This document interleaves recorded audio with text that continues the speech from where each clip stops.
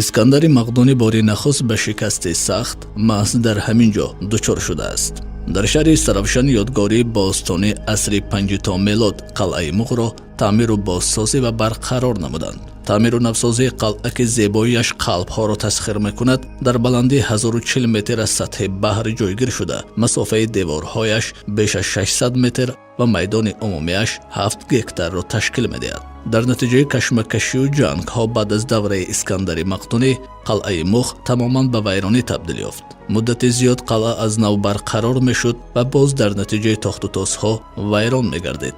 бозёфтҳое ки аз қалъаи Муғ дарёфт шудаанд, мансуб ба асрҳои 4-5 пеш аз мелод ва асрҳои 7-19 мебошанд. имрӯз дар ин ҷо амфитеатр ва биноҳои таърихӣ ки қаблан фаромӯш шуда аз байн рафта буданд, дубора эҳё гардида истодаанд. ин амфитеатр аз 5100 ҷойи нишаст иборат аст. таъмиру аз навсозии ин қалъа тобистони соли 2018 ба анҷом расид.